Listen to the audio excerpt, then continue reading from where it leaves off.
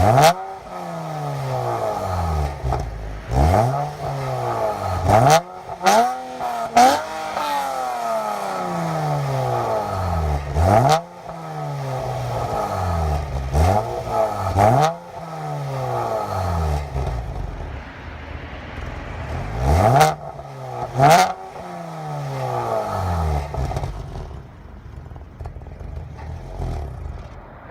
what's going on, guys?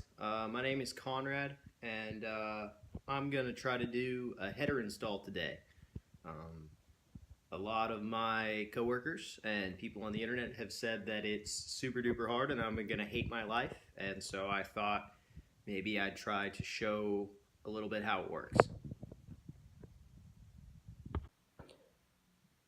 So these are the headers that I'm going to be installing today. They are Motordyne's long tube headers with their Helmholtz resonators in the place of a catalytic converter. So technically it's a test pipe with a Helmholtz resonator, and we'll get into that. I also have my AAM short tails here. Basically, I had these on the car before I got AAM's mid pipe, and the car was super duper loud, and I wasn't really happy with the sound, so I put the stock muffler back on because I just moved a super long way away and I didn't want to drive like 13 hours with that awful noise. So those may be going back on after these headers go on, because I think that my cats were causing my car to make an awful raspy, rattly, terrible noise, and I think that these Helmholtz resonators and test pipes will fix that. Alright guys, well, I only have my 370, so I'm going to get all this stuff loaded in the car and then we'll get ready to go.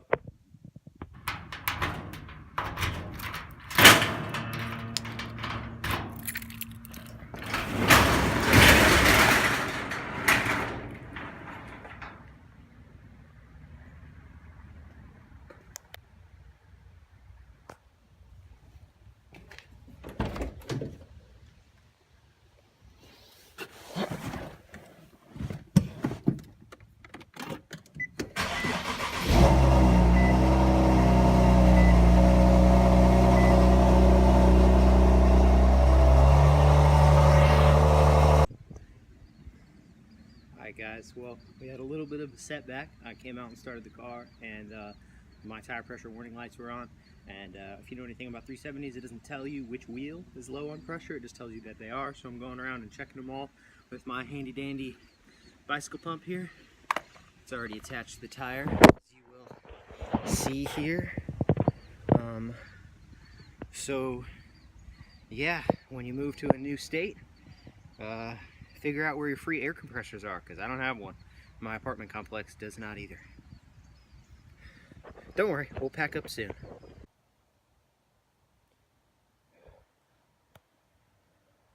Sorry, my house is a bit of a mess. My wheels just came yesterday, and I got really excited about those, but those aren't the install for today.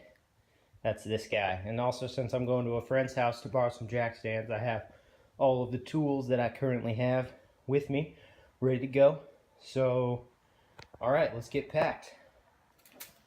Can't do anything without music.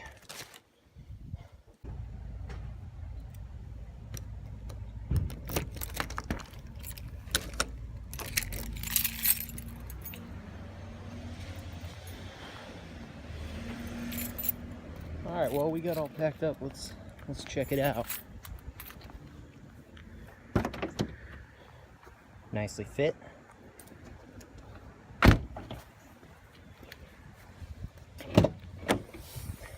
Had to kind of rest some stuff on the headers, but it'll be okay. Gotta bring a jacket too.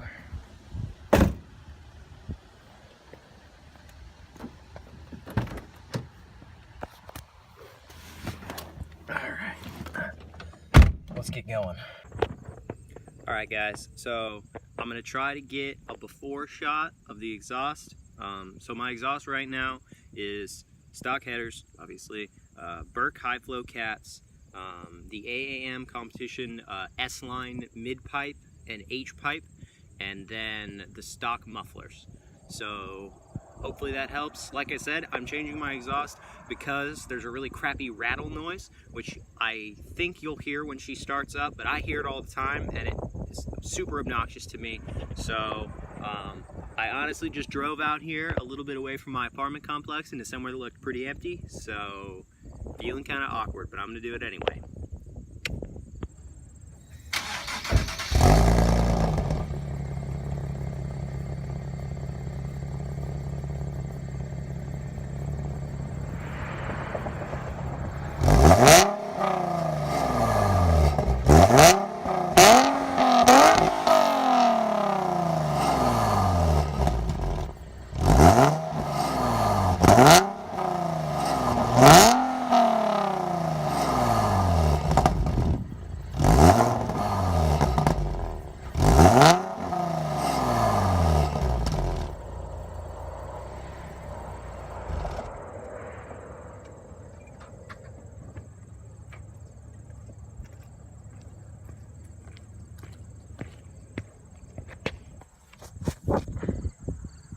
Alright, ladies and gentlemen, hopefully that give you kind of an idea of what she sounds like. From what I could hear, she didn't rattle super bad there. So basically, to me, when the car starts, and it's a cold start, which obviously it wasn't because I drove here, it sits in like the 1,000 RPM range, maybe a little bit higher than that, and it makes this really crappy rattle noise, and I hate it. And I don't really feel like it was super evident there. But you could kind of hear what the car sounds like otherwise. Without the stock mufflers on it, it would have popped a lot more. Right now, it'll still pop on downshifts, but not really any other times. You heard it a little bit on the down revs, but I like it. It just, not gonna lie to you guys, I just cut that last video off because just after I did those revs, I was sitting there recording the thing that said what I just did, and a cop like pulled up and parked across the intersection from where I was parked. So it was time to leave, I think. I don't really know if it's illegal to rev your car in an empty area, but it still didn't seem like a good idea to sit around and keep doing it. So I'm on the way to start the install now, and I'll try to keep you guys updated. Bye. Alright, the third time that I've tried to film this. Ramps. I tried to pull up on my buddy's ramps, and my front bumper hits his ramps, just like it did mine. So I forgot my little helper pieces of wood that I used to get onto mine. So I'm back home getting those right now. Tried to film it on the way here, camera fell down, and just looked like an idiot. So trying it again. We haven't gotten started yet, but I'll give you a basic layout of what we're trying to do. We're gonna put the car up on ramps and jacks so that we can get underneath it, and then we're gonna pop the hood, and we're gonna pull off the strut brace, the intakes, the plastics, anything that we think is gonna get in the way to get started, and then we're gonna let the engine cool down for a little bit because it's gonna be hot, especially the headers, like they're gonna be hot. So that's the basic game plan, and we'll get started here real soon. Alright guys, let me show you what we're working with. So there's no way you're going to be able to see it, but all the bolts for the headers are way down under here. So what we've got to do is we got to get this strut brace off right here, and both of these intakes off at least. There's probably a bunch more stuff that's going to have to come out before we're done, but that's where we're going to start. We'll probably end up taking off either the cat itself or just disconnect the cat from the mid pipe. And I hear you have to take the steering column out of the way for the driver's side, so we'll get started on that. Alright, ladies and gentlemen, so we got the strut brace off, which is that big, probably black metal bar that's here. Unless it's a Nismo, it'll say Nismo on it now. Now we're taking the intakes off. So there's what we did is we took the clamp off at the throttle body, and then there's also this other hose down here. So we got to get that off as well. Cody just got his side out. This is Cody, by the way. He's nice enough to let me use his garage because my apartment doesn't allow you to work on cars in the apartment complex, because that's a thing. All right, well, also, we're going to get started taking off the undershroud under here. I'll show you that really quick. And the part that holds the cat up to, whatever that subframe is called. So I don't know if you can see this guy, but I do have the Z-Speed aluminum under tray. That makes changing oil easier with this little flap. But yeah, so this baby's got to come off too. And then we'll be getting to those guys back there to get them off as well. I have already changed my cats, so I won't have to deal with the demon bolt today. But if you guys don't know what it is, a Google search will tell you it is a giant pain in the ass. Alright, so like I said, you got to get the throttle body disconnected or whatever. You got to get your intake off, however you want to do that. And don't judge me, I will be replacing these with the admin tuning intake soon. I know they're super dirty. I need to get around to cleaning them.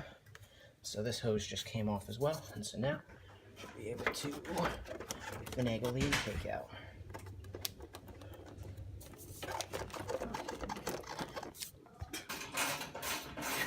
So I'm taking these little intake shrouds out too, so that we can get bolts holding the sucker off. Oh yeah, there's so many bolts on that little under tray. I mean, kudos to whoever thought, oh, we really don't want this thing to fall off, but yeah. So I'm taking this other little under tray off just so we can get better access to what we need to see. It may not be necessary, but if we can see better, we can work better. So anyway, in case anyone was curious how many bolts it takes to take off this under tray, here they are. Cody just said, here you go, and just dropped this massive pile in my hand. And just stay right there. So we just got the O2 sensors unplugged and out of the cat. These will be being replaced with different O2, well, different cats. So the O2 sensors will go back in those. But that's where we're at. Alright, so status update for you. Cody got the passenger side heat shield off. You can see it kind of sitting down there. It's that little silver guy down there. So Cody got that side off, and we're kind of going to wait to finagle it out because it's kind of a pain. They're not going to be reused, but I still don't want to beat on them just for the sake of beating on them. Over here on the driver's side, which the driver's side is notoriously worse for anyone who doesn't know. The driver's side sucks more. But let me see if I can put my finger on the bolt that we're after. Right down here, this guy. I know he's kind of hard to see, but see if I can get the camera in there a little bit better around this. Not really. Let me see if I can drop it down. Nope, not really. All right, well, I'm done goofing with it. There's a nut right under here. You can kind of just see it in this shot. Right there. And he needs to come out, and then there's also one that's further back down there. I don't know if I can get him. Yeah, you can just barely see him. He's like just in front of my finger, if the camera will focus on it. Oh, here's a good shot where you can see both of them. So both of these have to come off to get the heat shield out, so that's what we're going to work on next. But I think that we're going to let it cool down because these are still pretty hot. And yeah, we'll get back to it. On the bottom, really quick, I pulled out the... oh, shadow. I pulled out the O2 sensors and the little bracket that holds the cat's stable. Again, these won't be being reused as these guys do not have the mounts for them, but these are also significantly lighter, so I think that it will be okay. Yeah, that's pretty much what's going on so far. Oh, and I took my license plate off because I can. So yeah, we'll get back to it after lunch, and hopefully she'll be cooled off and not burn us anymore. Hey, what's going on, guys? I'm just going to give you guys a little bit of an update. On this side, I don't know if you can see it all that good, but we have gotten some of the, it's not going to focus, is it? Oh, no, it totally isn't going to. We've gotten, there you can see two of them. We've gotten these two guys off. That guy's still given us a little bit of a difficult time, and then we got one of the ones on the bottom side off, and this is on the passenger side. So the passenger side is easier, and I think you'll be able to see why here. There are the bolts, studs, sorry, right there. But if we move over to the driver's side, it's been a little bit worse. We finally got the heat shield off, and you can see this heat shield is still stuck in here. We can't really get it out yet. The header's kind of in the way. But you can sort of see the bolts. They are under this metal bar. I forget if this is a coolant line. I believe it's coolant line, but don't quote me on that. But so we're working on those babies right now. They do have PB Blaster on them, but I'm going to try to get this heat shield further out of the way. And that's where we're at so far. We did have to go to the store and buy some stuff. We bought a U-joint for 3/8 inch because we pretty much couldn't do it without one. So as I was saying, we did go to the store and we got a 3/8 inch U-joint, and we also got an O2 sensor because when I took one of the, where is it? Right there. When I took one of these guys out, I don't know if you can see the threads on this, but they are pretty much completely gone. So we just had to replace that. So we went to AutoZone, and they happen to have in stock a replacement O2 sensor. It was $125. It was the Walker brand, and I know that this is a Bosch branded sensor, but they both said exact fit, so I guess we'll see how that works. Yeah, we're just chugging along. We did take the cat out on the driver's side. Here, I'll get a shot of it. So as I was saying, we did take the cat out on the driver's side, which allowed us to get to the heat shield bolts much easier. I am now going to start the process of getting the steering column knuckle disconnected.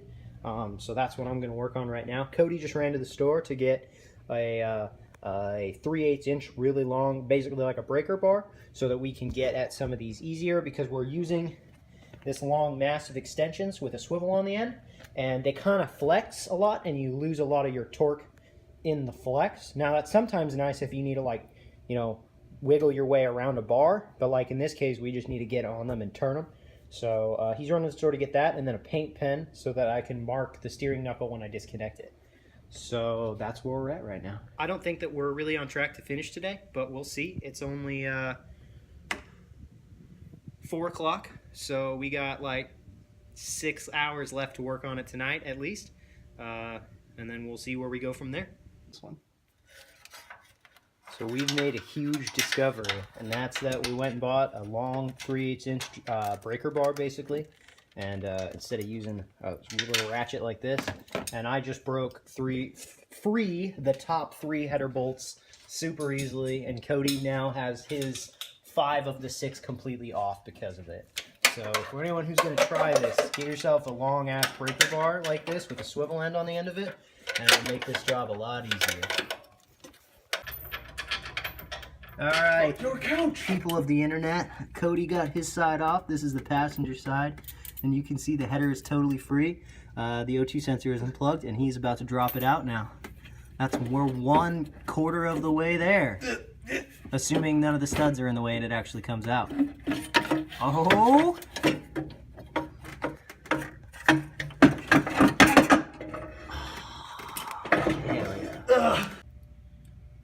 So I missed the video of it, but we just got the first header back in. This is the passenger side header. We did end up having to pull the back 2 studs out to be able to finagle it in. It pretty much seemed like there was no way we were going to get it in without those 2 studs out, so we pulled them out. And where is it? Whatever. Don't worry about it. And I'm still working over here on the passenger, or on the driver's side. I mean, I got 2 of the 6 nuts out, and 4 of the bolts are broken loose. So, just chugging away. Yeah, she's fine now.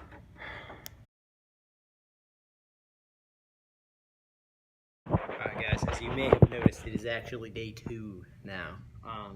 Kind of got done last night, and was just kind of ready to be done. So I didn't really film anything else.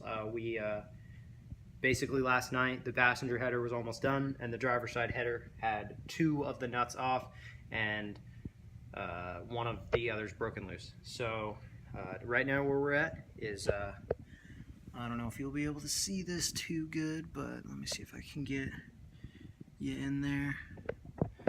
The header is out. This is the driver's side, and that header is not in there anymore, and we're gonna have to pull. You can just see it down here.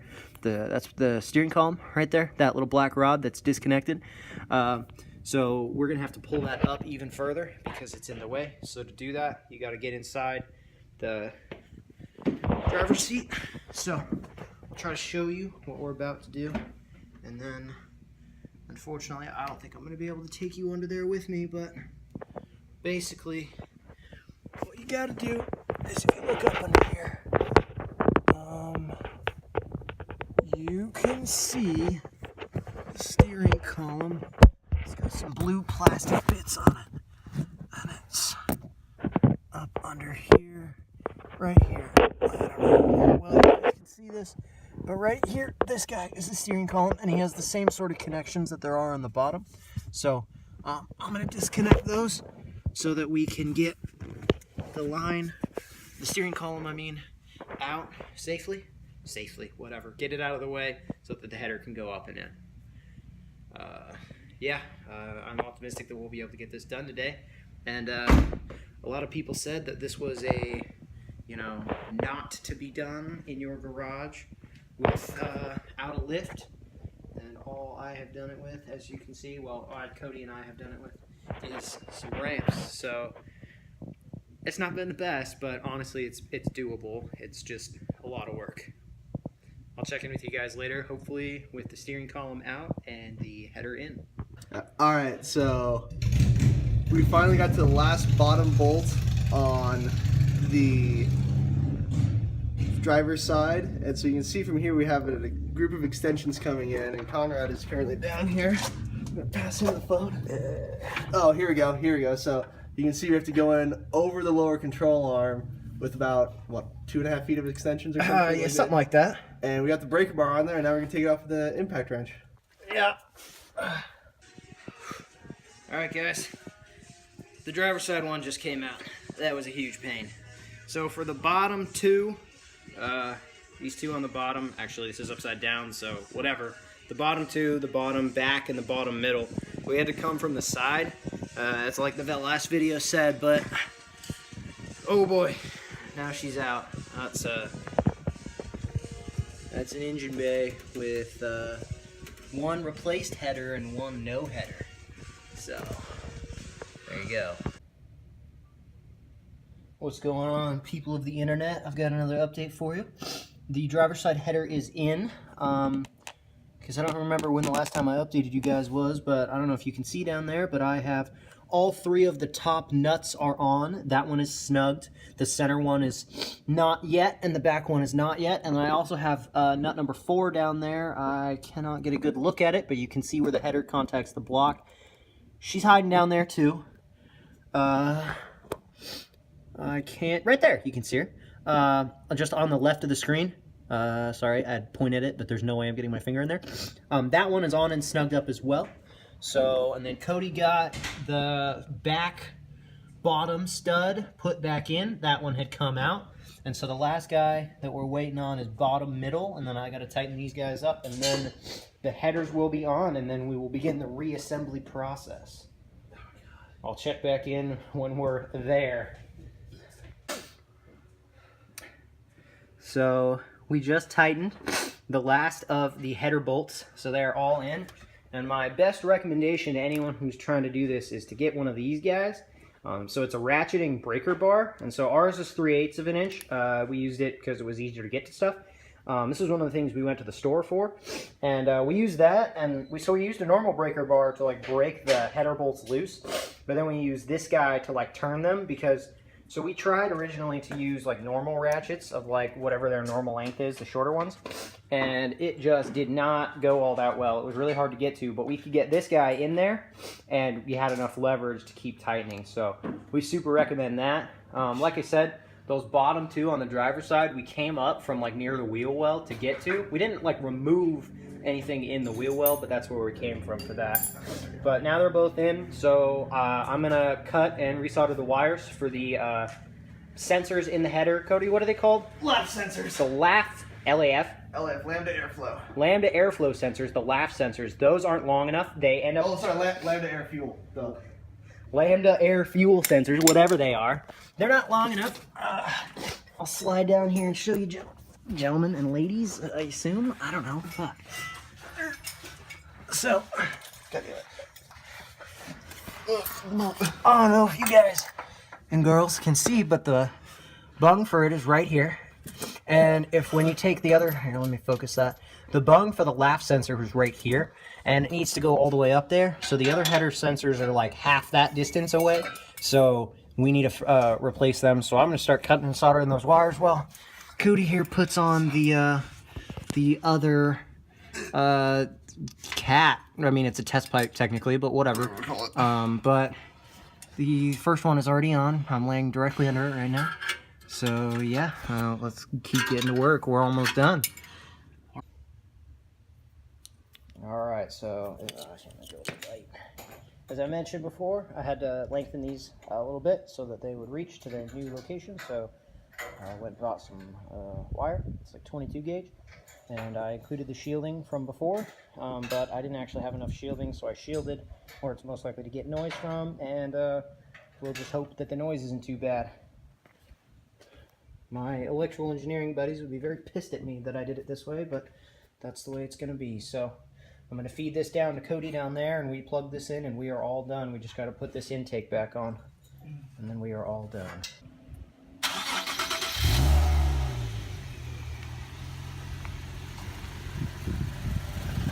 Go ahead and flip it up.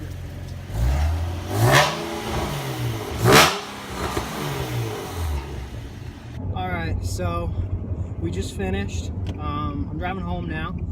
The headers are in. I don't know if you can really tell. We had a couple little issues. We took it for a test drive after the startup that I showed you guys. And the O2 sensors were a little bit loose, so naturally I had a small heart attack and thought everything was just, completely ruined. And turns out everything's not ruined, and we tightened up the O2 sensors and it's fine. There is a little bit of rattle in my exhaust still, but Cody thinks that it's one of the baffles in the mid-pipe section probably that's like broke loose. And at this point, I don't think there's any way that I'm getting it replaced by AAM, because their warranty thing says as soon as you flow exhaust through it, they're no longer liable. So I'm pretty sure I'm just gonna have to deal with that. But I'm super excited because there's no more farting noise. That is completely gone. So it sounds like the resonators, Motordyne's